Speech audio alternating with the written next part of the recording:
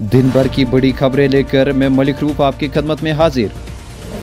Jammu Kashmir board of school education ने खत्ता के साफ्टी इलाकों में 10वीं से 12वीं जमात तक के सालाना रेगुलर इम्तिहान की डेट शीट की है जारी। 12वीं जमात के सालाना रेगुलर इम्तिहानात 6 मार्च से होंगे शुरू।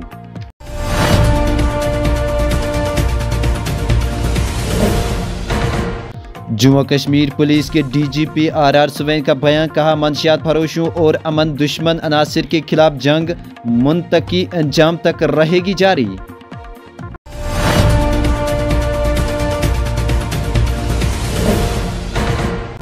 जिला तरक्याती कमिश्नर बडगाम अक्षय लबरू ने कार रैली को झंडी दिखाकर बडगाम में 1 माह तक चलने वाली कौमी रोड सेफ्टी बेदारी मुहिम की शुरू।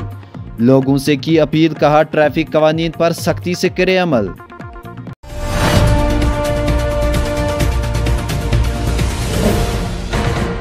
जिला पुंछ के जंगली इलाकों में मशकूक अफराद की नकल हरकत की इतला मिलने के बाद सिक्योरिटी फोर्सेस ने बड़े पैमाने पर तलाशी ऑपरेशन किया है शुरू।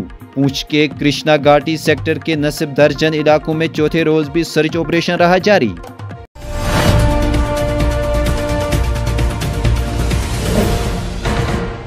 कुलगाम पुलिस ने जुनूबी जिला के खंडरवानी इलाके में एक मंशियात फरोश की गैर कानूनी तौर हासिल की गई जायदाद कर ली है जब्त।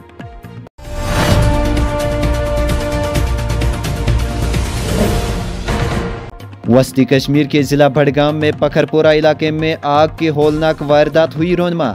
वारदात में 2 रिहायशी मकान और गांव खाना हुआ खाकिस्तर।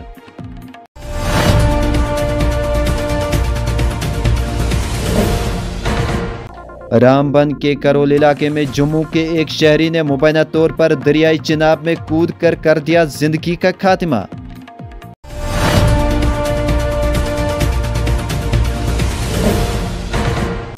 खुशक मौसमी सूरत हाल का शाखसाना सयाहती मुकाम गुलमर्ग के होटलों में सयाह बुकिंग कर रही है मनसूख। जराया के मुताबिक गुज़श्ता साल के मुकाबले में रवा सीजन के दौरान गुलमर्ग में सयाहों की तादाद में देखी जा रही है कमी।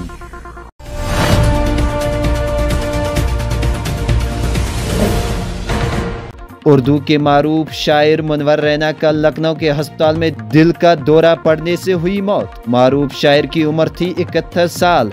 पीएम मोदी ने किया पेश खराज अकीदत।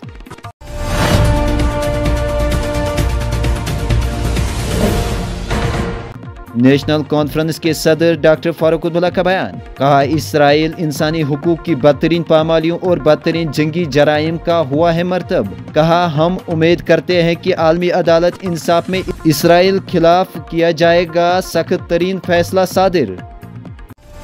आज की खबरों में इतना ही, मुझे दीजिए इजाजत, खुदा हाफिज।